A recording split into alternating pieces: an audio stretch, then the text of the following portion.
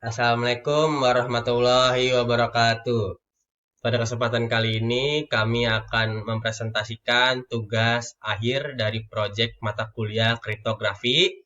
Sebelum masuk ke proyeknya, izinkan kami untuk memperkenalkan nama terlebih dahulu. Saya Bobin Aryadi Jasno dengan NIM 172308088, nomor absen 27. Saya David dengan NIM 17230-682 dengan nomor absen 21. Saya Muhammad Jidani Hasan dengan NIM 172305070 dengan nomor absen nomor 16. Saya Ahmad Ariful Fatoni dengan NIM 172307075, nomor absen 25. Saya Dwiki Dharma Putra, NIM saya 172305545 dengan nomor absen 15. Baik, langsung saja ke dalam presentasinya. Judul proyek kami yaitu perancangan developer tools kriptografi berbasis website untuk enkripsi dan dekripsi teks menggunakan algoritma block chipper AES-256 dan mode operasi chipper blockchaining atau yang disebut CBC.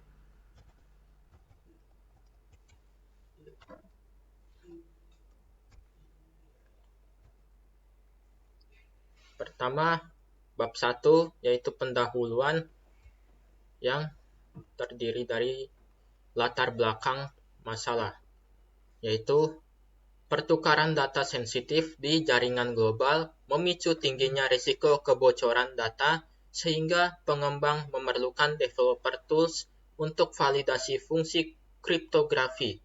Namun, platform uji online saat ini umumnya tidak transparan karena memproses data di sisi server dan menggunakan mode dasar Electronic Codebook yang lemah karena menghasilkan pola sandi statis.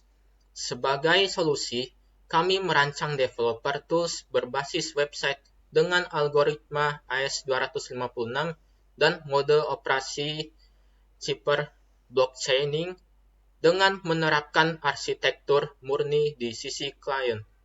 Seluruh pemrosesan enkripsi dan dekripsi diselesaikan langsung di lokasi browser pengguna, menjamin privasi data 100% tanpa ada informasi yang dikirim ke internet.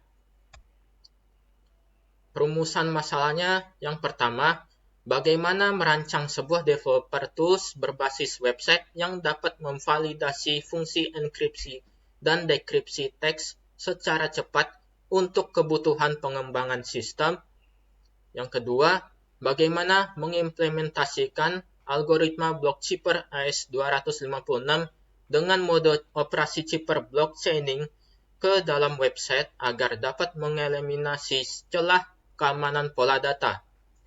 Bagaimana mendesain antarmuka yang fleksibel agar pengembang dapat mengonfigurasi parameter teknis kriptografi seperti secret key,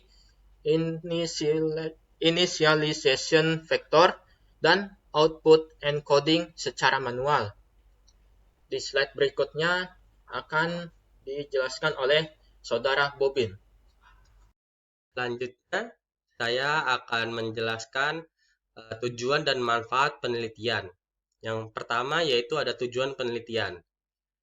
Tujuan penelitian yang pertama yaitu merancang developer tools berbasis website untuk membantu pengembang memvalidasi fungsi enkripsi dan dekripsi teks secara instan.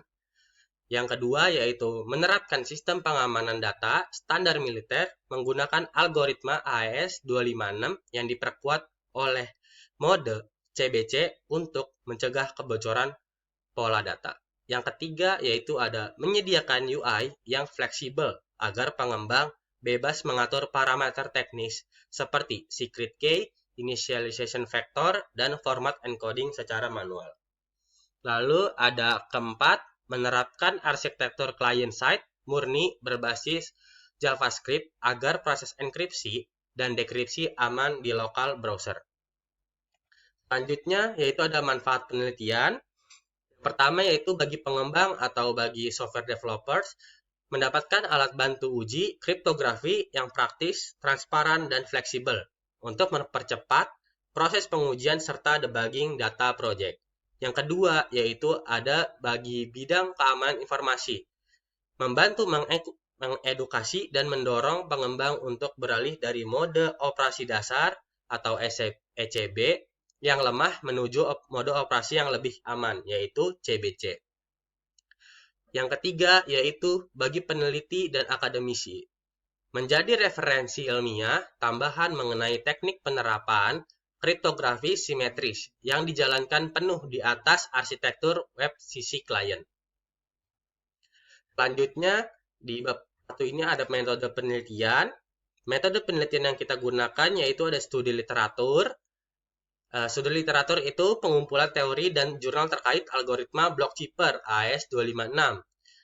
Selalu ada mekanisme mode CBC, serta dokumentasi penerapan mode XOR, teknik padding PKCS #7, dan juga pemrograman JavaScript menggunakan library Crypto.js. Yang kedua yaitu ada analisis kebutuhan. Analisis kebutuhan itu memetakan kebutuhan fungsional seperti input teks, validasi panjang kunci 32 byte, enkripsi, dan dekripsi, serta kebutuhan non-fungsional seperti aspek keamanan data lokal dan performa antarmuka. Yang ketiga yaitu ada perancangan sistem.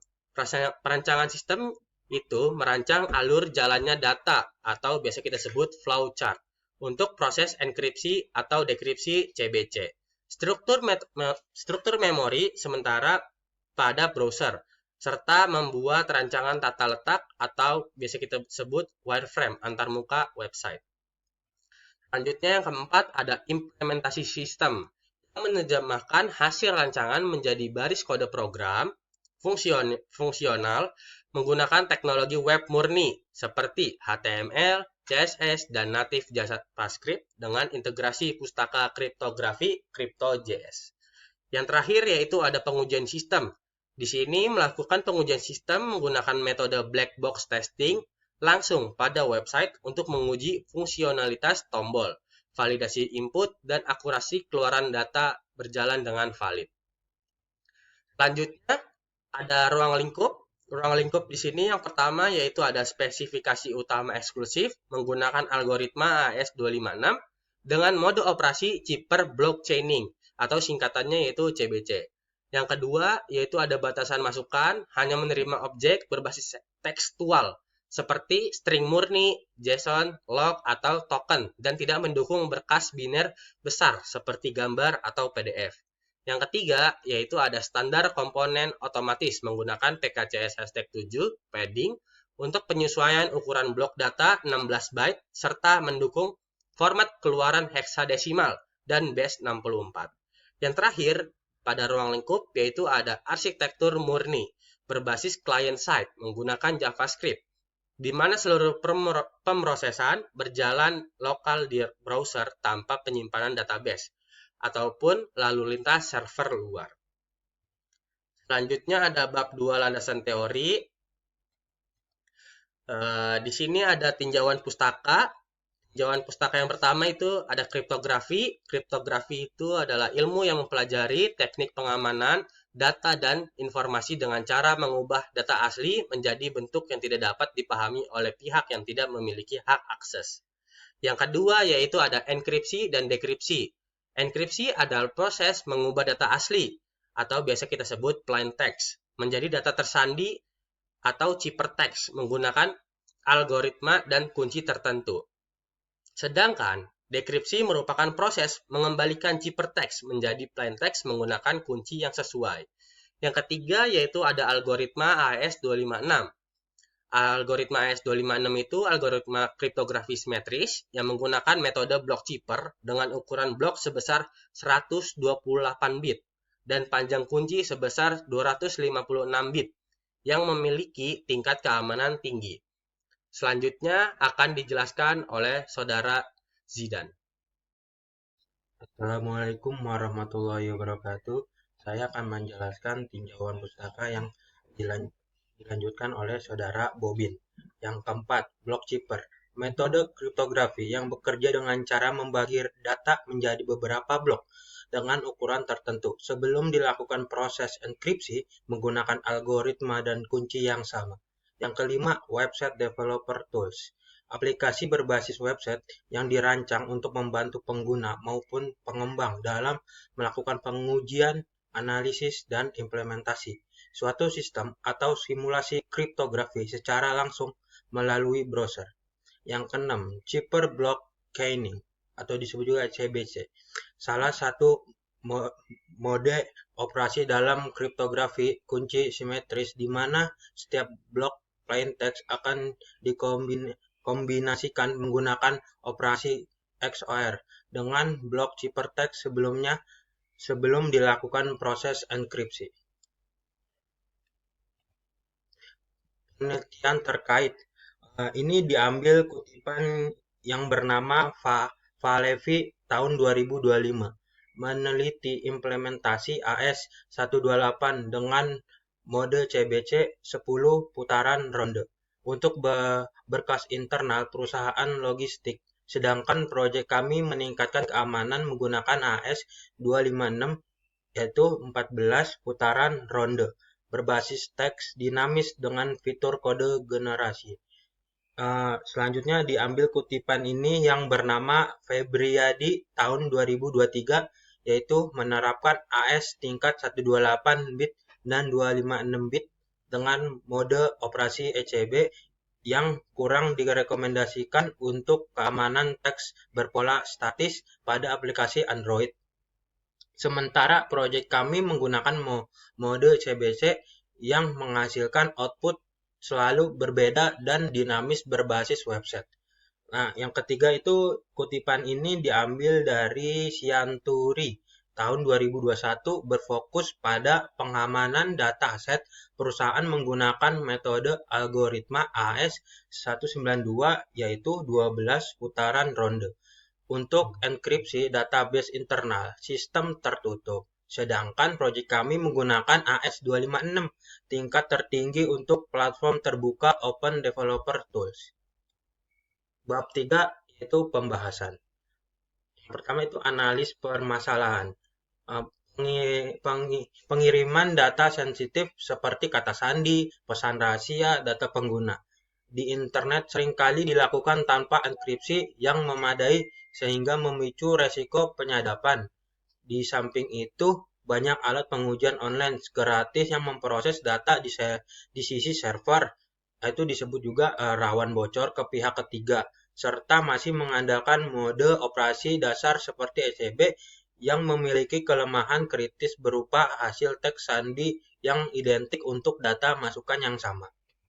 Yang kedua itu analisis sistem berjalan. Ada dua, yaitu kekurangan sistem berjalan di sisi pengguna, yaitu masih banyak pengguna yang mengirimkan data teks secara langsung tanpa enkripsi, memanfaatkan alat online yang tidak jelas keamanannya, mengandalkan enkripsi sederhana, serta tidak menerapkan initialization factor. Yang kedua itu kekurangan sistem berjalan dari sisi utilitas. Platform uji kriptografi yang beredar saat ini umumnya memiliki ketampilan yang terlalu rumit, tidak responsif saat diakses melalui perangkat mobile, belum menggunakan algoritma modern, tidak mengimplementasikan mode CBC, serta tidak menyediakan fitur validasi keamanan pada kolom input. Yang ketiga itu analisis sistem usulan. Yang pertama itu sistem yang diusulkan, aplikasi pembantu pengembangan, yaitu disebut juga developer tools, yaitu kriptografi berbasis website untuk memproses enkripsi teks, deskripsi teks, penginputan kunci rahasia yang disebut juga key, eksekusi algoritma AS256 CBC, serta menampilkan hasil teks sandi langsung melalui browser tanpa instalasi tambahan. Nah, yang kedua itu keunggulan sistem usulan. Menggunakan algoritma AS256 berkeamanan tinggi, menerapkan mode CBC untuk memaksimalkan keacakan teks sandi didukung oleh initialization factor, menyajikan antarmuka sederhana yang mudah digunakan, serta bersifat responsif untuk akses lintas komputer, desktop, maupun smartphone. Yang ketiga adalah analisis input dan output. Analisis input sistem yaitu parameter masukkan data yang dibutuhkan oleh sistem terdiri atas plain text, ciphertext, key, dan initialization vector. Yang kedua itu analisis output system. Produk keluaran yang dihasilkan oleh sistem terdiri dari atas ciphertext hasil proses enkripsi dan plain text hasil proses deskripsi.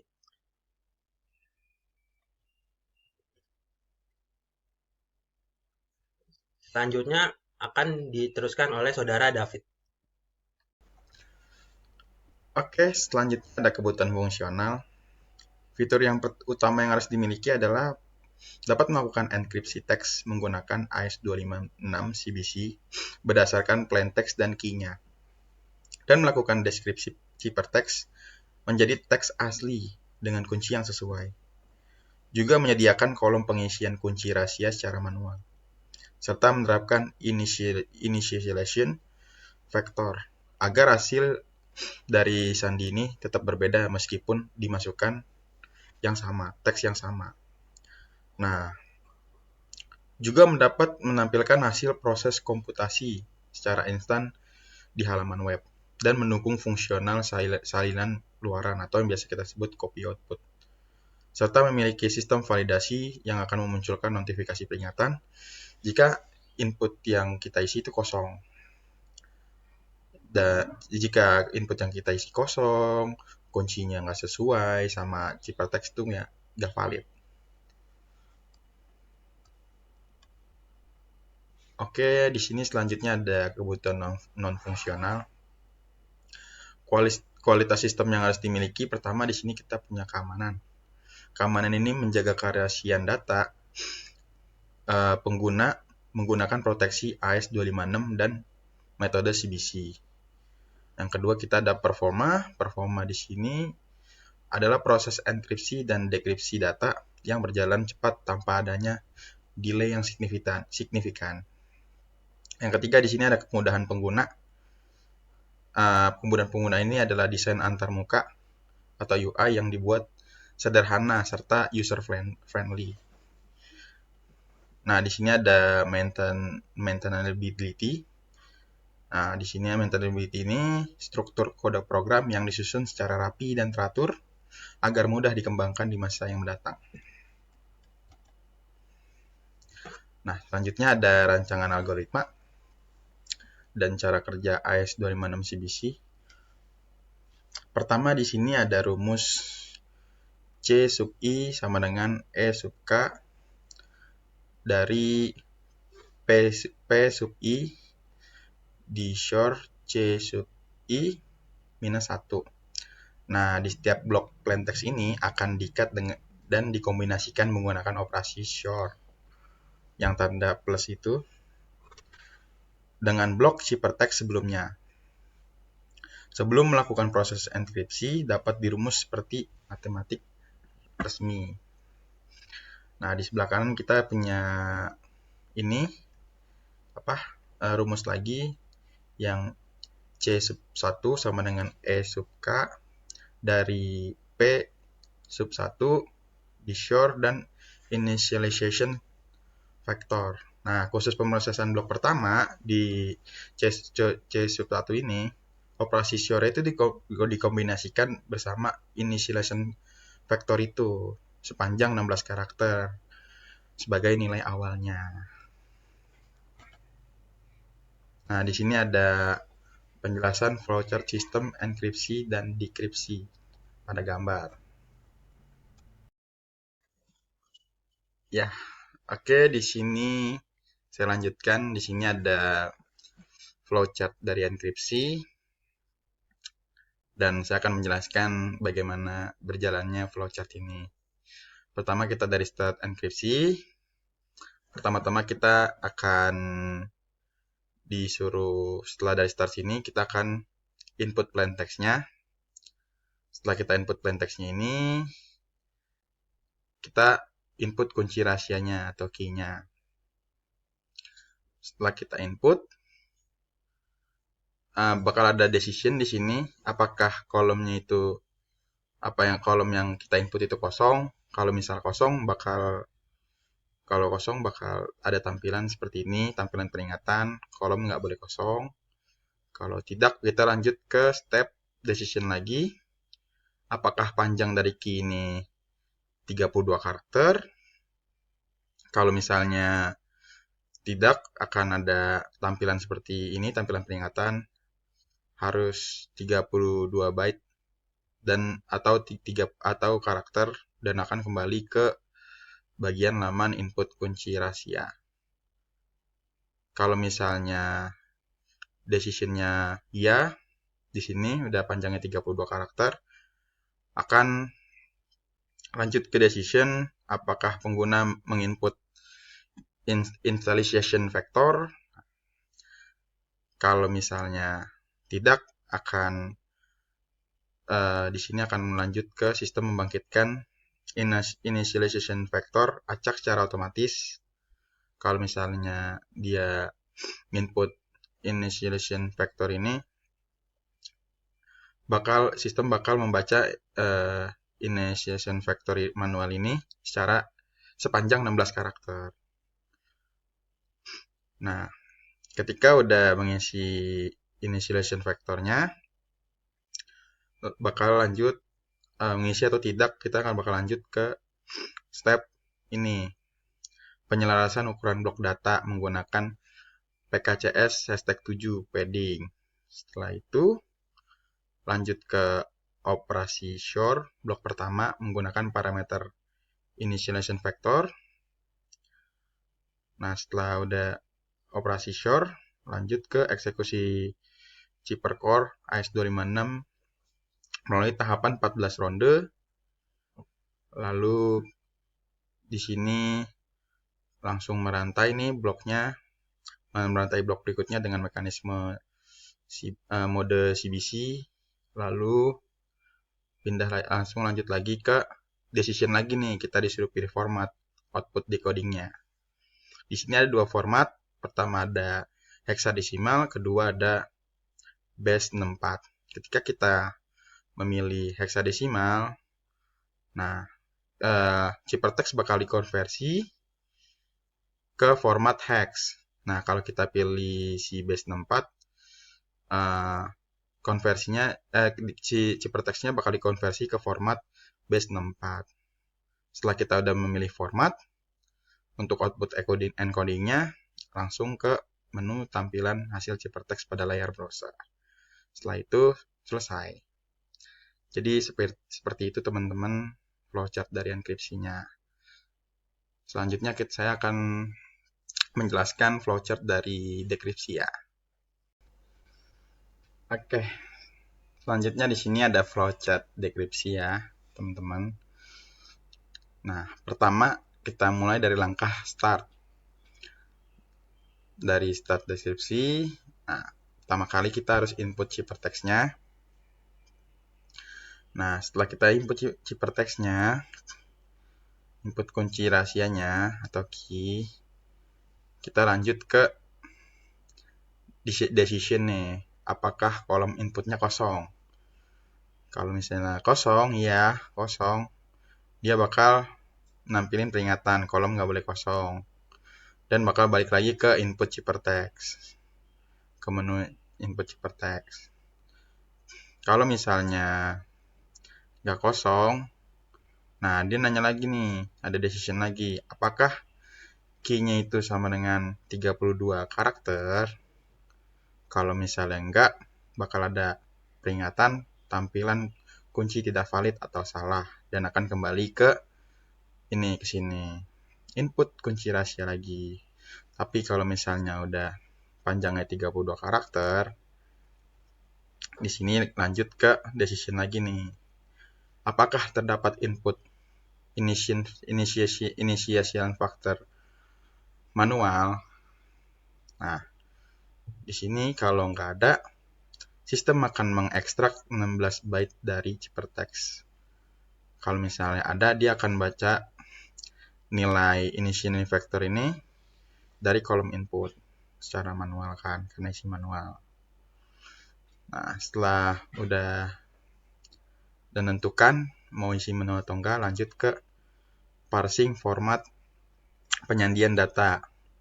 Nah, pakai base 64 atau heksadesimal.